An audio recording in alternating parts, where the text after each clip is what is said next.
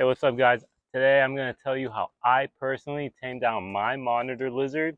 This is Churro, and I'm going to share some tips I used to get her from a little firecracker to this big puppy that she is now. So I got Churro here about 2 years ago, and she was so small that she fit in a little takeout container. And when I got her for the first time, she wanted absolutely nothing to do with me. She was hissing and whipping. If I got close enough, she probably would have bit me. When they're that young and they're that small and skittish, it's actually important to just make sure they're established and that they're eating and they're having regular like bowel movements. But the first tip I used to tame Churro down was rewarding her bravery with food whenever she was more curious than scared of me. When she was really small, she loved to hide all the time. And she had all sorts of hides and caves and stuff in her setup. She had like a 6 foot exhibit. And I would literally sit in front of the enclosure for as long as I needed to, completely still, and just dangle a piece of food in front of her hide. And sometimes she would stick her head out, or maybe just her tongue, and she'd grab it, and she'd stick her head out, and she'd see me for just a split second. She'd take the food, go back in her hide, and swallow it. And it took weeks, but eventually she got to a point where she was comfortable eating in front of me. And it's a really small step, and it takes a really long time, but it's the easiest way for them to learn that you're not a threat. Eventually, I had her comfortable enough where she was willing to eat right in front of me. She didn't feel like she needed to hide herself. She knew that I wasn't a threat. At this point, the only thing I'd ever done to her was feed her. So she was pretty comfortable with coming out and acknowledging my presence as long as food was involved. And a bonus tip for these guys is that you can start incorporating target training really soon, honestly. I had Churro target trained to a blue ball at the end of a stick to help her associate that object with food instead of my hand or my general presence. And that's really good because it helps you avoid any accidental bites. And the second tip I can recommend that made some huge progress between me and Churro here was just being able to share the same space. So I had her in a 6x2 enclosure, and it was at the time it was in my bedroom. And when she got to a point where she was used to my presence, I would literally just leave the door open.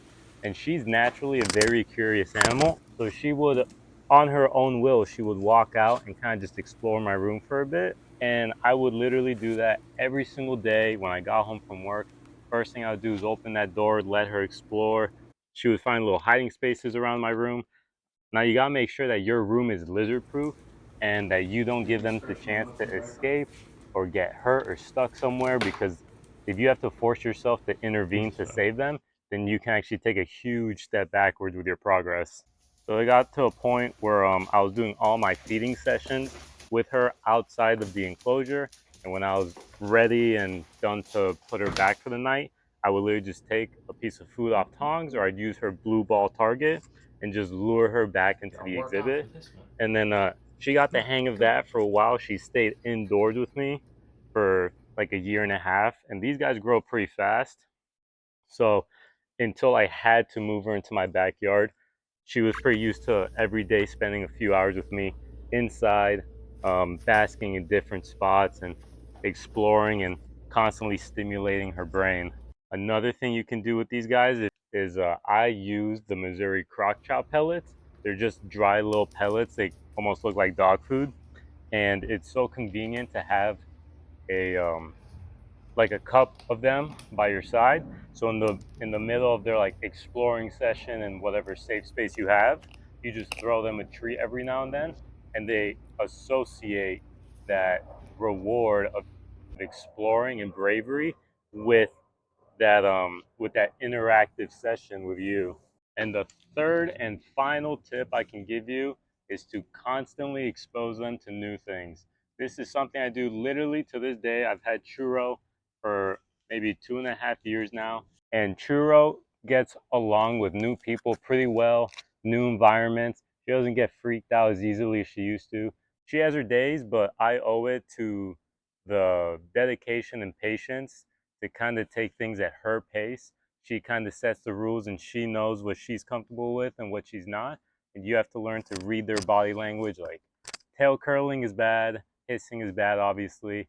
If they're flicking their tongue, that's a really good sign that they're really curious and taking stuff in. And you just constantly want to expose these guys to new things because they'll get to a point where they realize new things aren't as scary. Naturally, these guys are very wary of things that are outside of their normal routine. I like to give a big shout out to Kevin McCurley at Nerd.